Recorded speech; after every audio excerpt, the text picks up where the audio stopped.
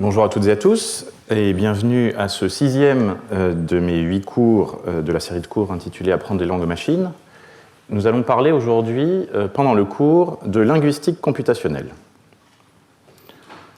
Les applications du traitement automatique des langues ne sont pas toutes du ressort de l'innovation technologique, malgré tout ce que vous pouvez lire dans la presse. Le TAL contribue également à faire avancer des disciplines qui ressortent des sciences humaines et sociales, et notamment, entre autres exemples, les humanités numériques. Je ne sais pas si certains d'entre vous étaient présents au séminaire de Jean-Baptiste Camps après mon premier cours. Et parmi ces humanités numériques, l'histoire bénéficie des avancées en TAL. Les sciences politiques également, et ça fera l'objet du séminaire qui suivra ce cours, pour vous donner un autre exemple d'application au SHS au sens large du traitement automatique des langues. Et puis la linguistique, comme a déjà commencé à l'illustrer Guillaume Jacques lors de son séminaire, après mon deuxième cours, et la littérature. Et aujourd'hui, poursuivant ce que j'ai commencé à faire pendant la deuxième partie de mon dernier cours, je ne vais pas vous faire un cours professoral classique, je vais vous illustrer certaines directions de recherche au travers de travaux auxquels j'ai participé. Et ce cours sera donc en deux parties. Une première partie où je vous montrerai quelques travaux en morphologie quantitative qui étudient un petit peu des notions de complexité linguistique, donc c'est des applications de l'informatique à la linguistique. Ça se placera pour partie dans la continuité du séminaire de Guillaume Jacques, même si bien sûr ça n'est pas grave si vous n'y avez pas assisté, vous comprendrez, je l'espère, ce que je vais vous présenter. Et puis deuxième partie, je vous présenterai une étude scriptométrique du français du XVIIe siècle. Donc première partie, mesurer la complexité morphologique. Donc les travaux que je vais décrire dans cette partie ont été menés en collaboration avec Géraldine Walter, qui est aujourd'hui à la George Mason University aux États-Unis, et qui était à l'époque à ce qui s'appelait encore l'Université Paris Diderot Paris 7. Et pour une partie de ces travaux ont été menés avec Guillaume Jacques, donc, que vous connaissez déjà, qui était déjà au CNRS, au sein du laboratoire CRLAO, et qui depuis a également rejoint l'école pratique des hautes études. Alors, qu'est-ce que la morphologie flexionnelle ? Parce que, après tout, cette série de cours est une série de cours d'informatique, et là, on va avoir besoin de quelques notions de linguistique. La morphologie flexionnelle, pour le dire de manière un petit peu simplifiée, c'est la science qui étudie la façon dont un même mot, je ne précise pas ce que je veux dire par là, mais vous allez avoir l'intuition, varie en fonction de ce qu'on appelle des propriétés morphosyntaxiques. Qu'est-ce qu'une propriété morphosyntaxique ? Eh bien, voici quelques exemples. Le genre, masculin, féminin, neutre, etc. Le nombre, singulier, pluriel, parfois duel. Le cas pour les langues qui ont des déclinaisons, le temps, le mode, etc. Ce qu'il est important de voir, c'est qu'en morphologie flexionnelle, on observe que chaque catégorie varie en fonction d'un jeu de propriétés qui lui est éventuellement propre.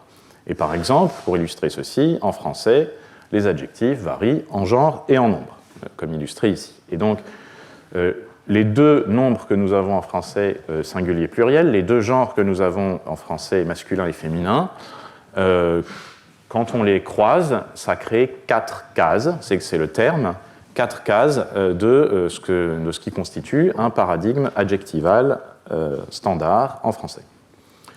Et en effet, en français, presque tous, sinon tous les adjectifs, peuvent exprimer d'un côté le masculin ou le féminin et d'un autre côté le singulier et le pluriel, mais ça n'est pas forcément le cas tout le temps. Par exemple, en français, dans la conjugaison, l'impératif n'existe pas à toutes les personnes. Donc, vous voyez, il y a dans certains cas des combinaisons de propriétés morphosyntaxiques pour lesquelles les cases n'existent pas dans certains systèmes morphologiques.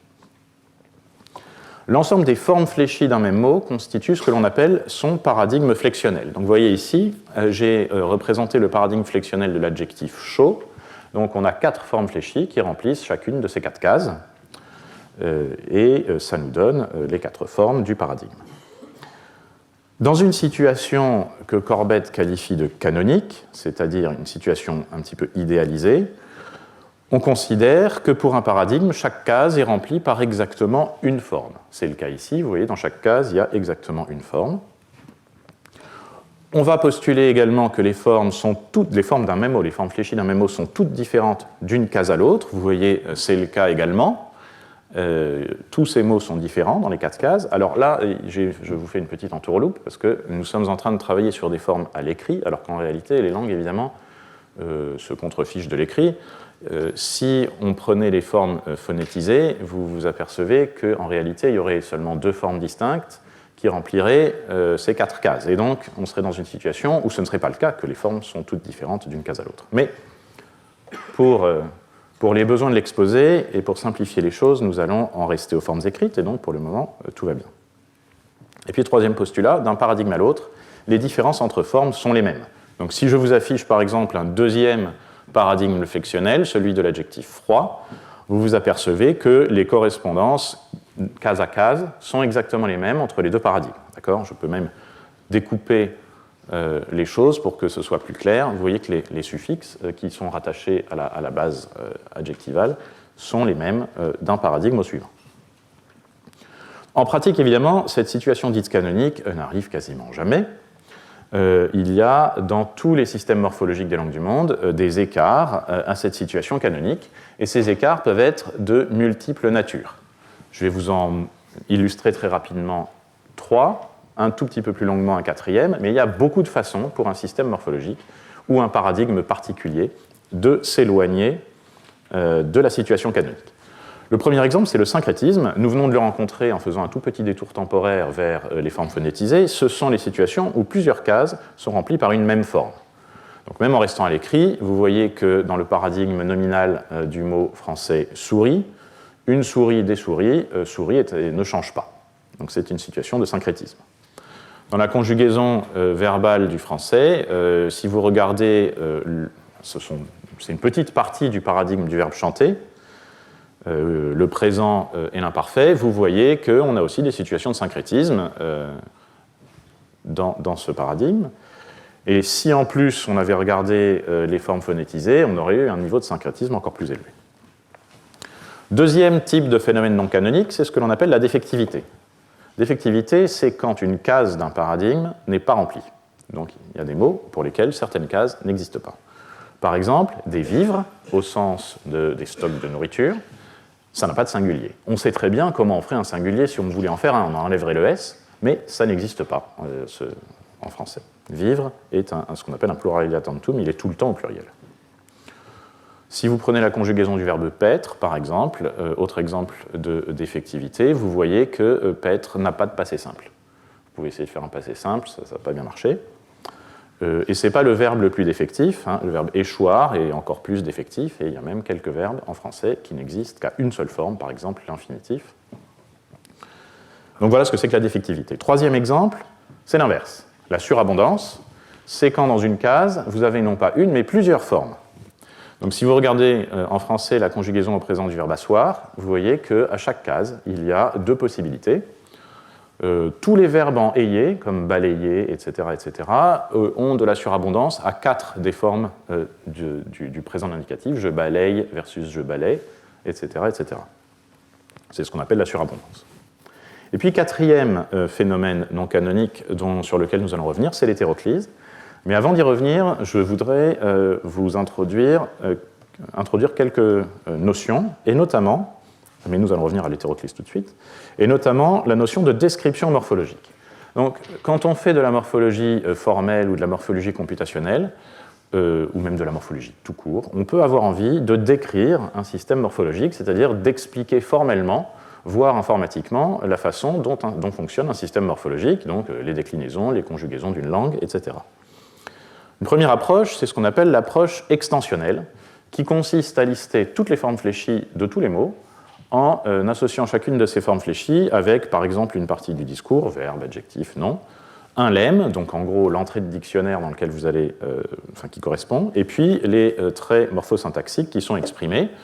Donc là, j'ai pris un extrait de mon lexique LEF du français et j'ai zoomé sur une des entrées. Vous voyez, la forme fléchie déboire, il est indiqué que c'est une forme de nom commun qui appartient au mot déboire et qui exprime le masculin et le pluriel. Donc évidemment, une description comme celle-là, elle n'est pas très informative et elle est très longue elle est sûrement directement exploitable, mais elle ne nous apprend pas grand-chose sur la morphologie, et elle échoue à capturer des généralisations pourtant très simples, comme le fait, par exemple, que la plupart des noms en français prennent un S au pluriel. On n'a pas besoin de répéter tous les noms du français sous leur forme singulier et pluriel. Ce serait quand même plus simple de dire quels sont les noms qui prennent un S au pluriel une bonne fois pour toutes. Et c'est le principe derrière l'approche intentionnelle de la description morphologique. Dans un lexique morphologique dans une description morphologique intentionnelle, on va associer chaque mot à un identifiant de comportement morphologique. C'est ce qu'on appelle le lexique morphologique intentionnel. On va par exemple dire que déboire a un comportement flexionnel de type NC2M, qui en gros est un code barbare dans mon lexique LEF pour dire que c'est un nom commun qui a deux formes différentes et qui est masculin. Et puis on va décrire formellement qu'est-ce que ça veut dire que ce comportement NC2M. Alors là, c'est décrit sous un format plus lisible par les machines que par nous, et voici, il y a un équivalent plus lisible par nous que par les machines. Ça vous dit que vous rajoutez rien du tout au mot de départ pour former le singulier, que vous rajoutez un S pour former le pluriel. Donc vous voyez qu'évidemment, c'est plutôt vers ces descriptions morphologiques que nous allons nous intéresser. Revenons à l'hétéroclise. Qu'est-ce que c'est que l'hétéroclise ? L'hétéroclise, un paradigme dit hétéroclitique, c'est un paradigme qui utilise des parties de plusieurs classes flexionnelles. Alors, on va illustrer ça sur un exemple pour essayer de rendre ça plus clair. Prenons le nom, donc là c'est du slovaque, prenons le nom chlap, qui veut dire un homme, un gars. C'est un masculin animé qui se décline, parce que le slovaque est une langue à K, comme le latin ou l'allemand, qui se décline, comme indiqué ici, chlap, chlapa, chlapovi, etc. Et puis je prends un autre paradigme, le paradigme du nom commun doup, qui veut dire le chêne, et qui se décline d'une autre façon. C'est un masculin inanimé, et vous voyez que quand bien même il y a certaines terminaisons qui ont l'air d'être les mêmes de part et d'autre, il y en a d'autres qui sont différentes. Et il y a en slovaque quelques mots, comme par exemple orol, qui veut dire aigle, qui ont la propriété intéressante de se décliner au singulier comme chlap, mais au pluriel comme doup. Et c'est ça un paradigme hétéroclitique. D'accord ? Donc, c'est un comportement flexionnel qui emprunte à différentes parties de différents paradigmes. Alors, pour représenter de façon raisonnable une telle situation, on peut penser à au moins trois manières de faire.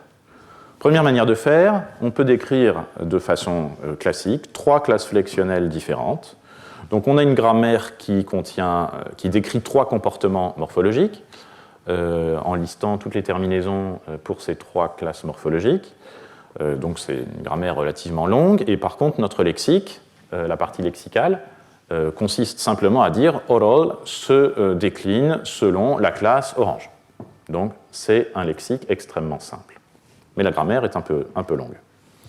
Deuxième possibilité, on conserve dans notre grammaire trois classes flexionnelles, masculin animé, masculin inanimé et masculin hétéroclitique, mais on se dote d'un formalisme grammatical, donc une sorte de langage de programmation des grammaires morphologiques, si vous voulez, qui nous permet d'exprimer des choses comme, d'exprimer explicitement le fait que la classe masculin hétéroclitique, on n'a pas besoin de lister ses terminaisons, on dit au singulier c'est comme la première, au pluriel c'est comme la deuxième, et on n'a pas besoin de lister une deuxième fois ses terminaisons. Donc là, on a rendu la grammaire plus compacte, quand bien même elle a trois classes encore, mais on a eu besoin d'un mécanisme d'indirection qui doit être disponible dans notre formalisme, dans le formalisme qui nous permet d'exprimer les grammaires. Et le lexique est toujours aussi simple, il n'a pas changé. Troisième option, on ne définit que deux classes flexionnelles, masculin animé, masculin inanimé, et c'est dans le lexique que l'on va créer une entrée lexicale plus complexe, puisqu'on va dire que orol se conjugue au singulier comme la première classe, au pluriel comme la deuxième classe. Donc là, l'avantage, c'est qu'on a besoin d'une grammaire qui définit seulement deux classes flexionnelles, mais on a besoin, du coup, d'expliquer cette histoire d'hétéroclise dans le lexique, et donc l'entrée lexicale est plus compliquée. Et donc ces trois modélisations, si vous regardez bien, elles répartissent l'information entre grammaire et lexique de trois façons différentes, avec des équilibres différents. Et on est en droit de se demander quelle est la meilleure de ces trois représentations. Est-ce qu'il y en a une que l'on peut objectivement qualifier de meilleure description morphologique que les autres ? Et cette question, en fait, est une instance particulière d'une problématique plus générale qui intéresse un certain nombre de linguistes depuis longtemps, qui est la question de la complexité des langues du monde. Historiquement, c'est notamment une question qui s'est posée dans les études concernant des langues créoles, pour voir en particulier si les créoles sont de façon temporaire des langues qui, en un certain sens, seraient plus simples, quoi que cela veuille dire. Mais au sein de ces études sur les complexités des langues, un des aspects importants, comme je viens de l'illustrer sur cet exemple de description de l'hétéroclise, c'est la répartition de la complexité linguistique entre les différents niveaux d'analyse. Alors il y a un grand nombre de travaux qui s'intéressent à la complexité des langues, à la complexité linguistique. Ils se placent à différents niveaux. Certains comparent la complexité des langues dans leur ensemble ou mesurent la complexité d'une langue dans son ensemble. D'autres s'intéressent à des niveaux d'analyse spécifiques, donc c'est notre cas ici avec la morphologie. Et d'autres, enfin, s'intéressent non pas à la complexité de systèmes, comme un système morphologique, mais s'intéressent à la complexité de description de tels systèmes. C'est ce que nous venons, là aussi, de discuter un petit peu avec 3 exemples de description morphologique possibles pour l'hétéroclise. Alors, s'agissant de la complexité du niveau morphologique, en effet, la morphologie flexionnelle peut être plus ou moins complexe d'une langue à l'autre, et ça peut être intéressant d'essayer de comprendre comment on peut quantifier cette complexité pour comparer des systèmes morphologiques entre eux à l'aune de leur complexité.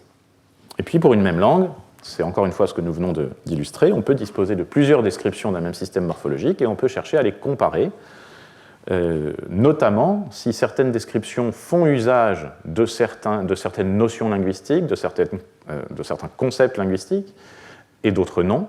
Comparer quantitativement ces descriptions peut permettre de justifier ou au contraire d'invalider la pertinence de telle ou telle notion linguistique. Dans l'exemple sur l'hétéroclise, par exemple, la capacité à faire des renvois sur des morceaux de paradigmes, comme ce qu'on a vu sur la deuxième des 3 descriptions, c'est quelque chose que tous les formalismes permettant d'exprimer des grammaires morphologiques ne permettent pas. Et donc ça peut être intéressant de voir si c'est utile, si ça permet des représentations plus compactes ou pas. Alors, comment mesurer cette complexité morphologique ? Une première idée, simple, mais toujours utilisée par certaines et par certains, consiste à poser qu'on a une plus grande complexité dès lors qu'on a des attributs qui peuvent prendre plus de valeur. Donc là, l'idée, c'est si vous comparez le français et le russe, en français, il y a 2 genres et il n'y a pas de cas, on ne décline pas en français, il faut le dire vite, il ne faut pas penser aux pronoms. Et en russe, il y a 3 genres, parce qu'ils ont le neutre aussi, et il y a un nombre de cas que la base de données World Atlas of Language Structures met dans la catégorie 6 à 7, et donc plus que aucun, pardon. Et donc on pourrait en conclure que le russe est plus complexe que le français quant à sa morphologie. Si vous avez essayé d'apprendre le russe, vous seriez d'accord. Mais si ensuite vous rajoutez le swahili et le hongrois, eh bien, vous êtes un petit peu dans une situation plus complexe, puisqu'il y a un grand nombre de genres en swahili. Alors, de genres, ce sont plutôt des classes nominales, et il y a un grand nombre de cas en hongrois. Alors là, comment comparer ? Ça pose plein de problèmes. Déjà, compter le nombre de cas, combien de cas y a-t-il en russe ? Là aussi, il y a la réponse classique, et puis il y a la réponse plus compliquée des linguistes qui sont spécialisés sur cette question. Est-ce qu'un cas du russe, ça vaut un cas du hongrois ? Ce n'est pas forcément exactement la même chose. Certains cas très obliques du hongrois, en fait, correspondent plus à des prépositions ou des postpositions, en tout cas en partie. Est-ce qu'on peut vraiment dire que le nombre de genres en russe et le nombre de classes nominales en swahili, ce plus grand que 5, cache 18 en fait. Est-ce qu'une classe nominale et un genre, c'est pareil ? C'est pas clair. Et puis, si vous voulez comparer le swahili et le hongrois, combien de cas valent un nombre ou un genre et combien de genres valent un cas ? Tout cela n'est pas très convaincant. Autre idée, vous pourriez compter le nombre de cases dans les paradigmes. Vous pourriez vous dire qu'en anglais, il n'y a pas beaucoup de formes fléchies différentes pour le verbe. En français, il y en a une quarantaine, donc la conjugaison du français est plus compliquée. Sauf que, déjà, pour ça, il faudrait se mettre d'accord sur comment on distingue les mots. Est-ce que boulangère, c'est le féminin du nom boulanger, ou est-ce que c'est un autre mot ? Comment on fait pour compter les cases ? Est-ce que le participe passé en français, ça compte pour 1 ou pour 4, sachant qu'il y a des verbes qui sont invariables, d'autres qui ne le sont pas ? Là encore, on ne sait pas très bien comment compter. On pourrait compter le nombre de classes flexionnelles, donc le nombre de tableaux de conjugaison ou de tables de déclinaison. Ça ne marche pas non plus. Combien y a-t-il de classes flexionnelles dans la flexion verbale du français? Quand on était petit, on a appris qu'il y avait 3 groupes, le premier, le deuxième et le troisième. Si vous ouvrez un Becherel, vous y trouverez 82 tableaux différents. Donc entre 3 et 82, on ne sait pas très bien qui choisir. On se dit que les 82 tableaux du Becherel devraient être tous bien différents et tous bien uniformes. Ça n'est pas le cas ni de l'un ni de l'autre. Si vous ouvrez le Becherel à la page du tableau 29 à saillir, il y aura une petite note qui vous dit que saillir, c'est pas exactement pareil. Et à l'inverse, je vous mets au défi de me trouver la différence entre le tableau 31 bouillir et le tableau 32 dormir. Donc vous voyez, compter le nombre de classes flexionnelles, c'est vraiment, on ne sait pas très bien comment on pourrait faire. Donc face à cela, on a évidemment besoin de mesures un petit peu plus solides de la complexité morphologique, en tout cas qui s'appuient sur un certain nombre d'idées et de principes. Et il y a plusieurs approches possibles, qui correspondent, que l'on peut classer en 2 grandes familles, qui correspondent à 2 approches de la morphologie elle-même, de la morphologie flexionnelle, des approches que Blevins, dans son article de 2006, a qualifiées pour les unes d'approches constructives et pour les autres d'approches abstractives. Les approches constructives à la morphologie cherche à comprendre comment chaque forme fléchie est construite, de quoi elle est composée.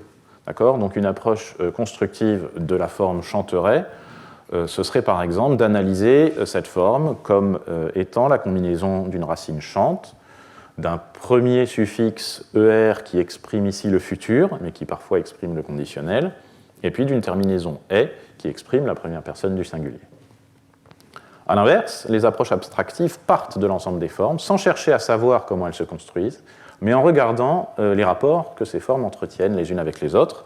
Et par exemple, une approche abstractive pourrait observer que chanteret est à planteret ce que chantion est à plantion, avec des phénomènes d'analogie, d'interprédictabilité entre formes, etc. Et bien sûr, cette distinction entre ces 2 approches de la morphologie flexionnelle conduit à 2 types de mesures de la complexité des systèmes morphologiques, qui s'appuient sur la théorie de l'information. Et donc, ce que je vais vous présenter maintenant, ce sont des travaux qui s'appuient sur l'approche constructive de la morphologie, au travers donc d'une métrique.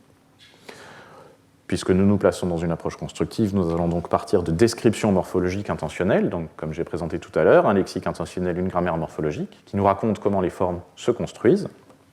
Et les intuitions derrière, c'est d'une part, pour un système morphologique donné, pour une langue donnée si vous voulez, une description est meilleure si elle est plus compacte, et puis un système morphologique est plus complexe si sa description la plus compacte possible est plus longue. D'accord ? Donc en gros, pour décrire la déclinaison dans la langue A, vous allez chercher la description la plus courte possible, et puis vous faites pareil dans la langue B, et vous pourrez ensuite comparer les longueurs de vos 2 descriptions. On s'appuie pour cela sur la notion précisément de longueur de description, qui s'appuie elle-même sur la complexité de Kolmogorov, qui, en gros, pour vous donner l'intuition, mesure la quantité d'informations qu'il y a dans votre description morphologique.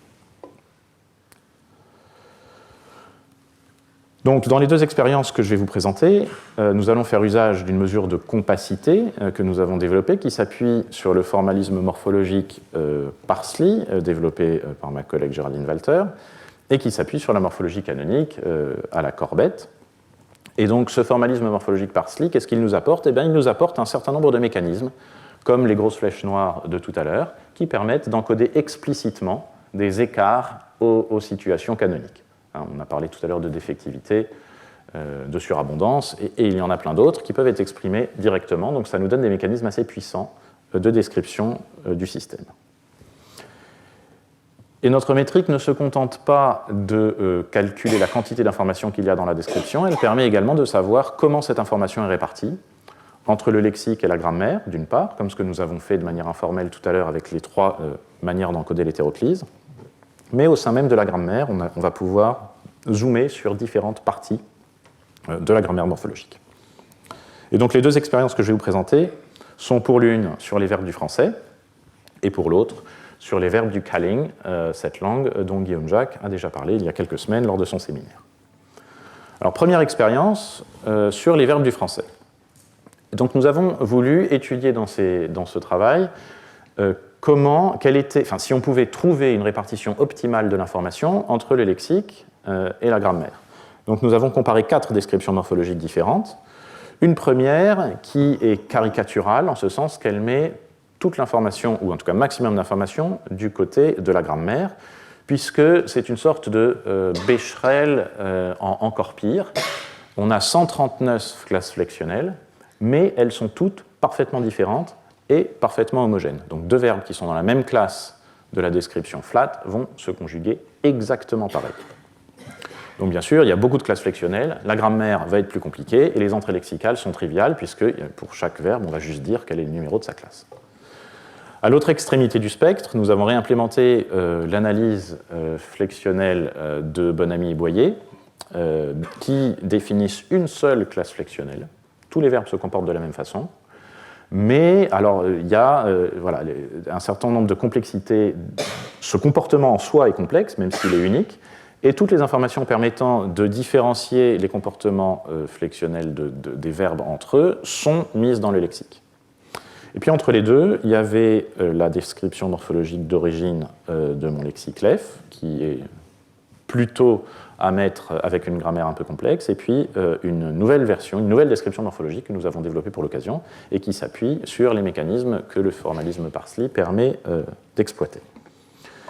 Donc juste pour vous illustrer qu'est-ce que je veux dire par des entrées lexicales plus ou moins complexes, vous voyez que d'une extrémité du spectre à l'autre, on a à gauche des descriptions de classes flexionnelles qui sont extrêmement simples, juste un numéro.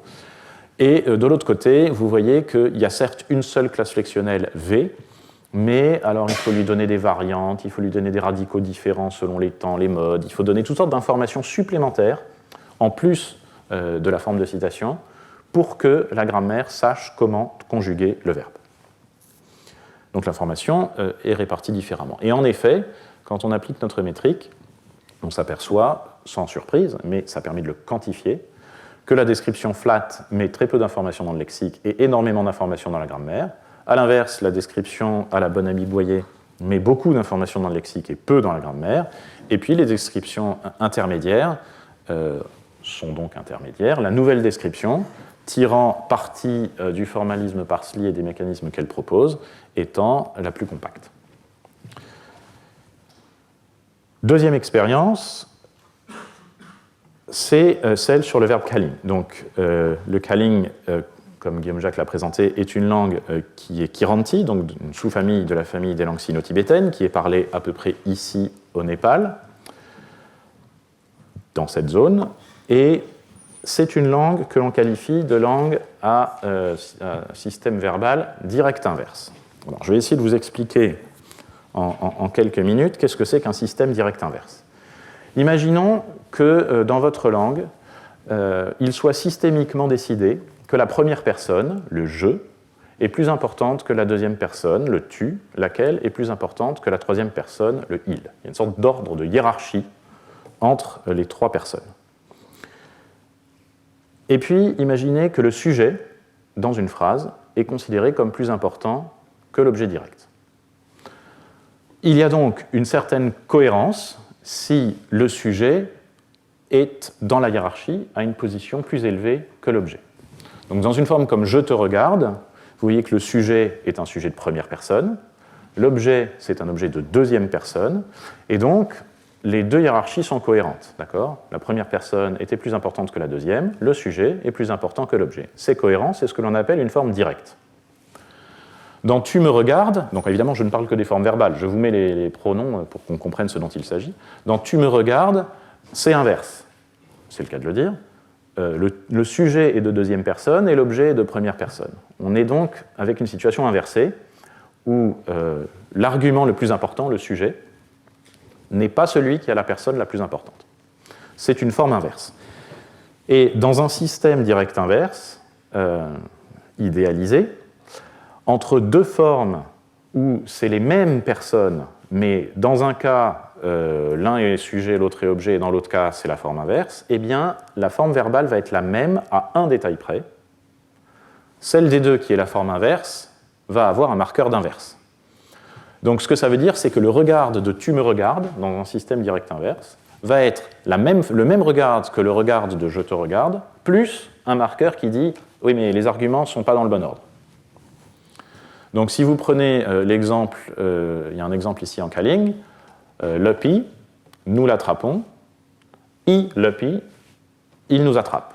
Vous voyez, il y a une deuxième personne duel inclusive, peu importe, un nous, et puis il y a un il, et selon qu'ils sont dans le même ordre sujet-objet que leur ordre dans la hiérarchie des personnes, eh bien, on a la forme la plus simple, ou alors on a la même forme mais avec i en plus, pour dire les arguments sont inversés.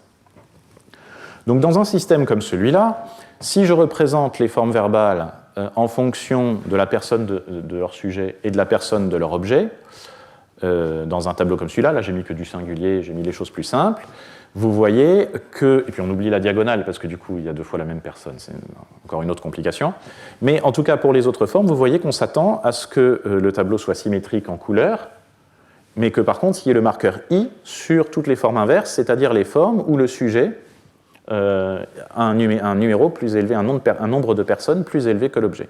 C'est les situations inverses. Et en effet, donc cette case-là, sujet première du singulier, objet deuxième du singulier, correspond à une situation de type je te regarde, c'est une forme directe. Et cette situation, c'est la situation inverse. Et vous voyez, c'est i plus la même forme. C'est pour ça que j'ai mis un arrière-plan de la même couleur. Donc ça, c'est une situation idéalisée.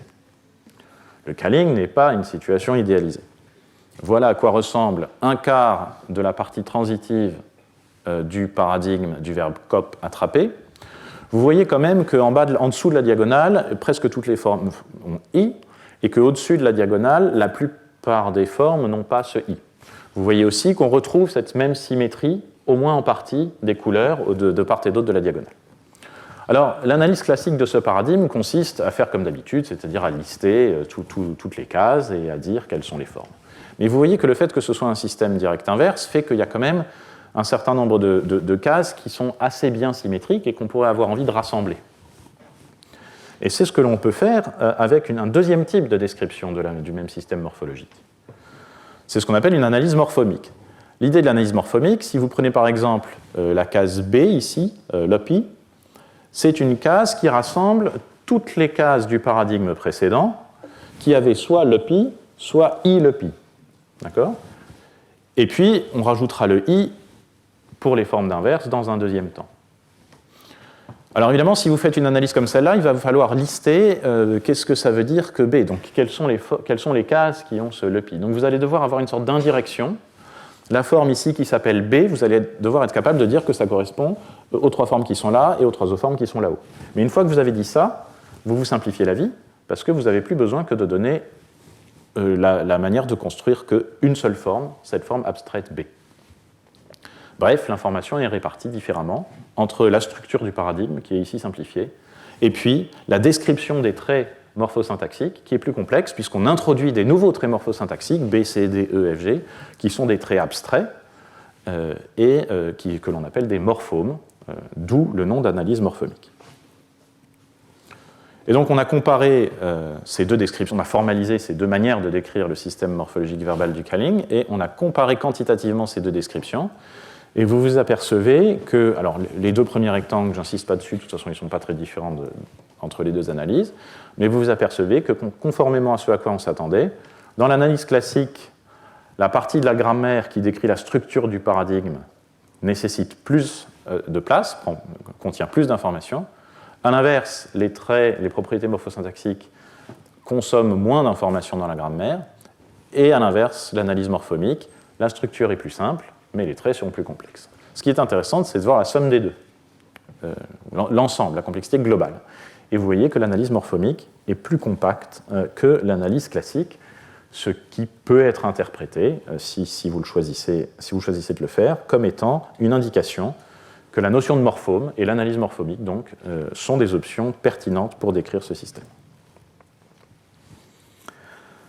Cette façon de calculer la complexité d'une description à travers sa compacité, que j'ai illustrée sur deux exemples, permet de comparer des descriptions concurrentes, c'est ce que nous avons fait, et ça permet de mieux comprendre les systèmes morphologiques, voire de mieux comprendre le langage, même si c'est un bien grand mot.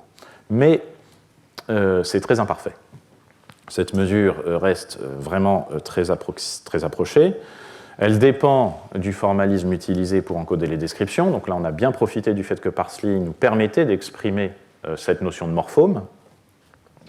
Mais de manière plus générale, s'appuyer sur des descriptions a priori, des descriptions encodées par des linguistes, n'est pas extrêmement satisfaisant. Ce serait plus intéressant. Enfin, c'est également une autre possibilité serait de partir des paradigmes flexionnels eux-mêmes, donc des inventaires de formes, et d'essayer de les analyser avec une approche qui serait donc plus abstractive, au sens que j'ai mentionné tout à l'heure. C'est d'ailleurs des choses auxquelles j'ai pu participer, sur lesquelles j'ai pu travailler, mais que je n'ai pas le temps de vous présenter aujourd'hui. Donc j'en arrive à la fin de cette première partie, et je vais donc maintenant passer à la deuxième, qui n'est pas directement liée, mais qui est un autre exemple d'application du TAL à des problématiques linguistiques. Et cette fois-ci, je vais vous présenter des travaux autour de la scriptométrie du français du XVIIe.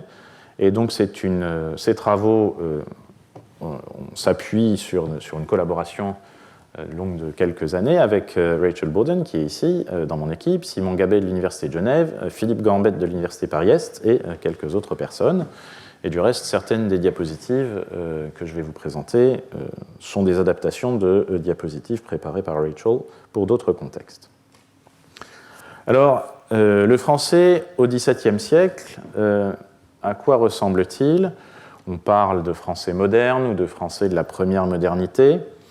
Le français du XVIIe siècle, dans notre imaginaire collectif, c'est un petit peu le français de référence. On parle de la langue de Molière. Et pourtant, c'est un siècle qui ne commence pas avec un français homogène, avec une orthographe bien établie. Au contraire, c'est au cours de ce siècle que de multiples graphies convergent progressivement vers ce que l'on peut appeler une orthographe. Et cette convergence donne lieu à des querelles importantes, qui sont illustrées par l'illustration à droite, entre les tenants de graphie traditionnelle et les défenseurs d'orthographe plus moderne, moins inspirés du latin, plus proches de la prononciation. Donc, vous voyez qu'il y a des débats qui, il y a 3 siècles, existaient déjà et qui existent peut-être encore aujourd'hui dans nos sociétés. Et malgré tout cela, les graphies et leurs évolutions au cours du XVIIe sont finalement assez peu étudiées, en tout cas quantitativement, et c'est ce que nous avons essayé de faire dans ce travail, avec 2 défis principaux. Comparer les textes entre eux, oui, mais premièrement, les textes varient au fil du temps selon plusieurs dimensions. Il n'y a pas que la graphie, pour le dire de manière approchée, l'orthographe, mais il n'y a pas que la graphie qui change entre un texte du début du XVIIe et un texte de la fin du XVIIe. Il y a aussi ce dont on parle, comment on en parle, quels mots on utilise pour en parler, y compris quelles entités nommer, etc., etc. Et puis, deuxième aspect, les variations graphiques elles-mêmes ne varient pas que en fonction du temps. D'un imprimeur à l'autre, d'un endroit à l'autre, on va éventuellement utiliser des conventions graphiques différentes. Et donc nous, ce qui nous intéresse ici, c'est l'évolution temporelle de la variation graphique. Il va donc nous falloir isoler la variation graphique du reste des autres types de variations, des autres types d'évolution, et il va nous falloir isoler la dimension temporelle de cette évolution. Pour cela, nous allons nous appuyer sur des systèmes de normalisation automatique. Donc, je vais très rapidement vous illustrer ce dont il s'agit, mais la normalisation, comme je l'ai mentionné à la fin du dernier cours, c'est la tâche consistant, en tout cas ici, c'est la tâche consistant à transposer un texte vers une orthographe contemporaine. Et donc, évidemment, ça a pour effet d'éliminer la variation graphique. Si vous prenez un texte du début du XVIIe et un texte de la fin du XVIIe, une fois normalisé en français contemporain, la variation graphique entre les 2 textes d'origine a totalement disparu, puisque vos 2 textes sont en français contemporain. Donc voici un exemple, extrait de Clélie de Madame de Scudéry. Vous voyez que entre la graphie qui est utilisée en l'espèce en 1656 et la graphie contemporaine, il y a un certain nombre de différences. Certaines de ces différences relèvent de changements de convention graphique. Vous voyez tout à gauche le fameux S long qui ressemble à un F mais avec la barre qui ne dépasse pas à droite, qui a été utilisé contextuellement pour noter le S. En français contemporain, on met le même S partout. Puis d'autres exemples de convention graphique. Il y a des différences de segmentation. Vous voyez longtemps écrit en 2 tokens, alors qu'aujourd'hui nous l'écrivons en un seul token. Il y a des fausses étymologies qui ont été abandonnées dans la graphie, en français contemporain, savoir par exemple. Et puis, il y a aussi quelques changements qui notent des vrais changements linguistiques. La normalisation, à l'image de la simplification que nous avons vue la dernière fois, peut être vue, et c'est ce que nous allons faire, comme une tâche de transformation de texte. Et ça peut donner envie d'utiliser des approches séquence à séquence plutôt que mot par mot, c'est-à-dire normaliser les phrases dans leur ensemble plutôt que de regarder mot après mot indépendamment du contexte comment normaliser chaque mot. Pourquoi séquence à séquence? Ça permet de changer le nombre de mots. Si vous regardez le mot long, il est parfait. Vous regardez le mot temps, il est parfait. Il faut regarder long et temps l'un à côté de l'autre pour s'apercevoir que pour normaliser, il faut enlever l'espace. Et ça permet aussi de prendre mieux en compte le contexte. Et donc nous allons voir la tâche de normalisation comme une tâche de traduction. Tout comme la simplification, c'est plus simple que la traduction parce que les deux langues, entre guillemets, sont proches, celle de départ et celle d'arrivée. Mais en réalité, ici, on a une tâche encore plus simple que la simplification, puisqu'il n'y a pas de changement dans l'ordre des mots. La simplification, on pouvait tout à fait reformuler une phrase d'une façon différente. Ici, on veut garder l'ordre des mots, on veut juste normaliser leur orthographe. Alors, dans le contexte qui nous intéresse, l'étude de la scriptométrie et de l'évolution des graphies, nous avons deux questions de recherche à propos de ces modèles de normalisation. La première, c'est est-ce qu'un modèle de normalisation automatique est sensible à l'évolution temporelle de la variation graphique? Et est-ce que, de façon implicite, il a appris, il a reconnu qu'il y avait une évolution au fil du siècle, ou est-ce qu'il a appris à normaliser indépendamment de la période à laquelle le texte a été écrit? Et s'il est sensible en effet à l'évolution temporelle de la variation graphique, alors le modèle devrait pouvoir nous permettre d'étudier cette évolution graphique, mais comment? C'est ce que nous allons devoir explorer. Nous avons utilisé et comparé pour ce faire un certain nombre de systèmes de normalisation. Donc sans surprise, notre système de référence, ça va être une architecture neuronale de type transformer séquence à séquence, comme illustré ici avec cet extrait d'un cours précédent. Mais nous avons comparé nos modèles neuronaux transformers à d'autres modèles. Un système de base qui consiste à ne rien faire, parce qu'après tout, ne rien faire, c'est ne faire aucune erreur, et même s'il y a un certain nombre de mots qui mériteraient d'être changés, peut-être que les changements qu'on ferait ailleurs seraient pires que ne pas changer ce qu'il aurait fallu changer, donc c'est un point de départ auquel on va se comparer. Deux systèmes par règle, un système par règle constitué de quelques dizaines de règles écrites manuellement, et un deuxième système plus intelligent, ABA, où les règles ont été extraites et probabilisées à partir de corpus. Et puis, nous avons aussi comparé nos modèles de traduction neuronaux à des modèles de traduction statistiques, donc l'approche qu'on utilisait avant la traduction automatique neuronale, parce que nous avons pensé que le caractère très simple de la tâche, puisqu'il n'y a encore une fois pas de changement dans l'ordre des mots, pouvait permettre à ces systèmes de rester performants. Alors, il s'avère que les systèmes, tous ces systèmes-là, peuvent parfois produire des normalisations qui ne sont pas très vraisemblables. Et nous avons donc décidé de nous appuyer une fois encore sur le lexique Clef, dont décidément on parle plusieurs fois aujourd'hui, pour essayer de faire une sorte de nettoyage a posteriori. L'idée sous-jacente, c'est si à partir d'un texte qui contenait le verbe savoir écrit avec un U, votre modèle de normalisation, par erreur, n'a pas mis un V à la place du U.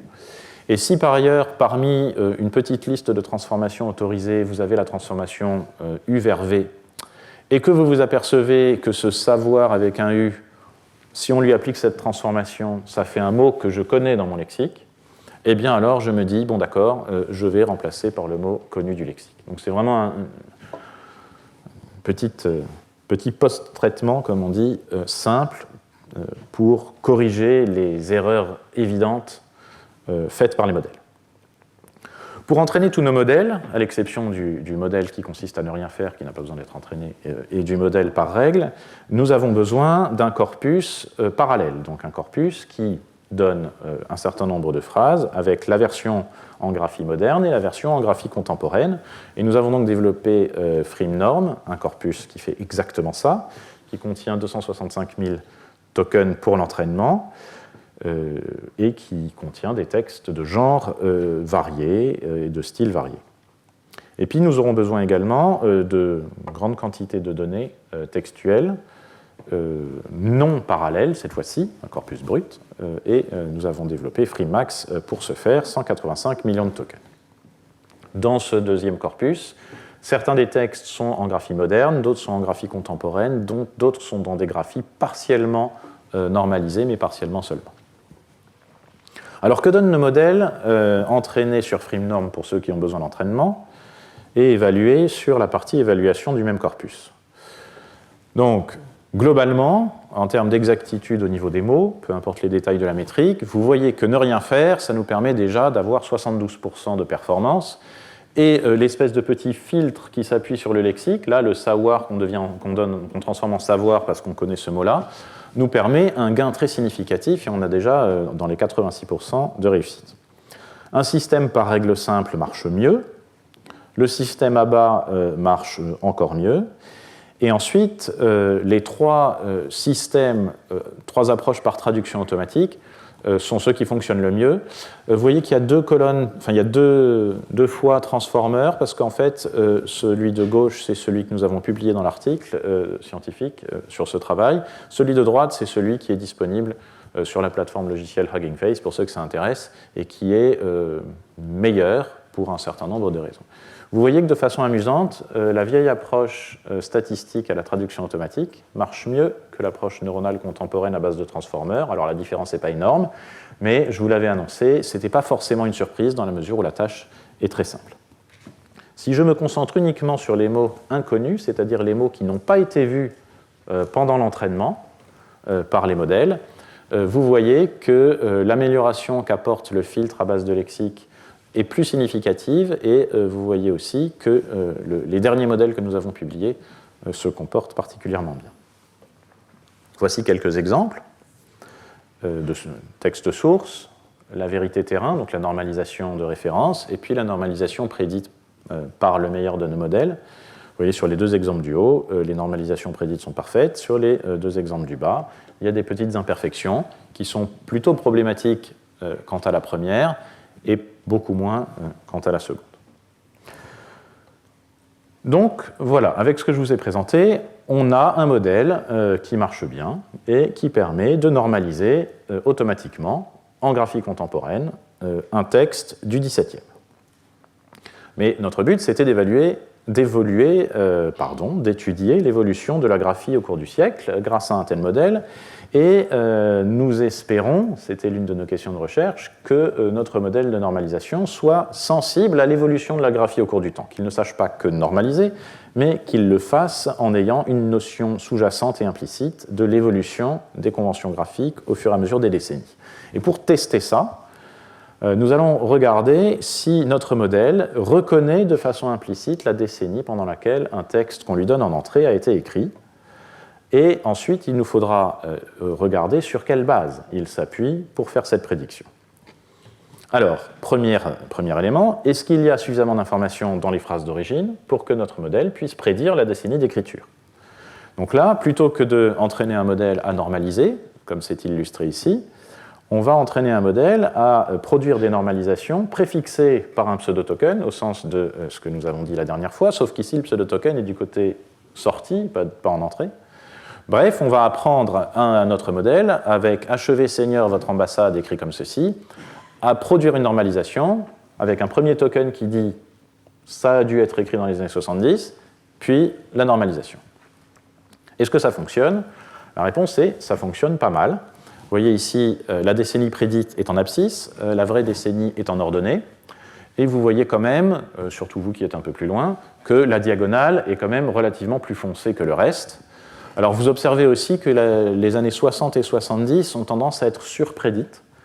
Ça n'est pas très surprenant parce que ce sont les décennies pour lesquelles nous avons le plus de données. Donc le modèle a tendance à prédire un peu trop souvent ces deux décennies, mais globalement vous voyez que la diagonale est pas mal et les prédictions sont bonnes à 57%. Mais cependant, on ne sait toujours pas si cette prédiction est faite sur la base de ce dont les textes parlent, de quelles personnes sont mentionnées, du style, etc., ou si vraiment le modèle s'appuie sur les propriétés graphiques, sur les conventions graphiques utilisées. Alors comment faire pour le savoir? Eh bien, nous avons entraîné un modèle de dénormalisation. Qu'est-ce que je veux dire par dénormalisation? Eh bien, je donne à ce modèle en entrée la forme avec graphie contemporaine, et je lui demande de prédire quelle est la décennie dans laquelle ce texte a été écrit, puis la graphie moderne qui correspondrait. Donc là, en fait, en pratique, quand je lui demande de prédire la décennie, puisque je lui donne le texte en graphie contemporaine, j'ai enlevé la variation graphique et je ne lui donne plus que le contenu. Donc notre rêve, c'est que la décennie ici soit pas prédictible sur la base du seul contenu, ou en tout cas moins bien que lorsque le modèle voit la phrase dans sa graphie d'origine. J'ai enlevé la variation graphique en entrée. Et donc, si vous regardez le tableau de droite, oui, il arrive quand même à prédire la décennie sur la seule base du contenu en graphie contemporaine, mais moins bien. Ce qui veut dire, donc là 49% au lieu de 57% d'exactitude, de bonne prédiction. Et ce qui veut dire qu'en effet, notre modèle de gauche, oui, il devait s'appuyer sûrement en partie sur le contenu, mais il s'appuyait aussi sur l'évolution, sur la graphie, et à partir de cela, il arrivait à prédire la décennie. Donc on est content, de façon implicite, oui, le modèle réussit à s'apercevoir que d'une décennie à l'autre, il y a des conventions graphiques qui changent. Donc maintenant qu'on sait que nos modèles sont sensibles à l'évolution de la graphie, il ne nous reste plus qu'à faire en sorte d'éliminer les autres variations de la dimension pour étudier quantitativement cette évolution de la graphie. Et donc l'idée que nous avons mise en place, c'est de produire des variantes d'un même texte, mais dans chacune des 10 décennies, alors pas exactement les 10, mais en tout cas d'avoir le même texte dans des variantes correspondant à chacune des décennies qui nous intéressent. Alors vous pourriez me dire, mais on n'a pas ça déjà, la Bible, etc. Non, on n'a pas dans chaque décennie, et en tout cas pas assez. Et donc l'idée, c'est d'apprendre un autre type de modèle de normalisation, où la décennie est fournie en entrée. De sorte que si je lui donne décennie égale 1670 dans un pseudo-token, qui là pour le coup est exactement similaire au pseudo-token que nous avons vu la semaine dernière pour la simplification, un pseudo-token 1670 puis un texte, mon modèle va prédire comment est-ce que cette phrase aurait dû être écrite dans la décennie 1670. Et nous avons appliqué ça à un grand nombre de textes écrits en version contemporaine, extraits du gros corpus FreeMax que j'ai mentionné tout à l'heure. Et voici un exemple. Donc ça, c'est la phrase de départ et donc la version en graphie contemporaine d'une phrase de Poinçonnet et Molière de Humbert. Et cette phrase, nous avons demandé à notre modèle de dénormalisation contrôlé d'en produire des versions pour chacune des décennies. Alors, je ne prétends absolument pas que ces versions sont parfaites et que quelqu'un qui aurait vécu en 1614 aurait écrit cette phrase-là exactement de cette façon-là. Mais quand même, le modèle a très bien appris et il se comporte de façon suffisamment crédible pour qu'on puisse statistiquement extraire des informations de ces prédictions. Et donc c'est ce que nous faisons. Pour chacun des textes dans chacune des décennies, on va chercher les différences entre la version contemporaine et la version correspondant à cette décennie, et on va les compter. Et on s'aperçoit, bien sûr sans surprise, que la version qui a été prédite pour la décennie 1610-1619 est plus différente de la version contemporaine que celle qui a été prédite pour 1690-1699. Et ensuite, on peut dessiner, représenter l'évolution de la fréquence de certaines graphies ou de certaines transformations au fil des décennies dans les textes artificiels ainsi produits. Alors la raison pour laquelle ça intéresse les spécialistes de ces questions, c'est qu'on quantifie enfin certains types de changements, et en particulier les collègues avec qui nous avons travaillé, et notamment Simon Gabet, étaient intéressés à ce que l'on puisse observer quantitativement une hypothèse assez répandue, mais qu'il avait lui également, qui était que la décennie 1670-1679 est une décennie clé. Et vous voyez qu'en effet, c'est au cours de cette décennie que certains changements sont terminés, que d'autres s'amorcent très rapidement. Une autre chose qui était intéressante à observer, c'est que cette normalisation progressive d'une orthographe ne s'est pas faite de manière monotone. Vous voyez en particulier sur l'exemple de la courbe grise qui est tout en haut, qui est celle de la fréquence de l'écriture du mot flamme avec un seul M, que l'évolution passe, dans certains cas, par des phases transitoires. Flamme s'écrivait tout le temps avec 2 M au début de ce siècle, il s'écrit tout le temps avec 2 M à la fin de ce siècle, mais il y a une phase temporaire, transitoire, où la graphie avec un seul M est utilisée dans un mécanisme de flux et de reflux. Donc, en guise de conclusion, donc, je vous ai présenté deux séries de travaux pour vous illustrer 2 manières dont le TAL peut contribuer aux études en linguistique, mais il y a en réalité plein d'autres endroits où le TAL est utilisé, où l'informatique plus généralement est utilisée en linguistique. C'est le cas notamment en linguistique historique, avec ce que l'on appelle la linguistique historique computationnelle, qui est quelque chose qui existe depuis des décennies, avec des approches plus discutables que d'autres. La lexicostatistique et la glottochronologie ne sont plus très convaincantes aujourd'hui, mais la phylogénétique computationnelle est une science très active. La reconstruction automatique de candidats protoformes aussi, Guillaume Jacques y a fait allusion. Il y a tous les travaux autour de la linguistique de corpus, des travaux en algorithmique pour la linguistique formelle, et puis toutes sortes de développements autour de l'outillage de la linguistique descriptive et de terrain. Là aussi, Guillaume Jacques a pu en parler. Et sur cette diapositive, je conclus ce cours, je vous remercie et je vais prendre quelques questions.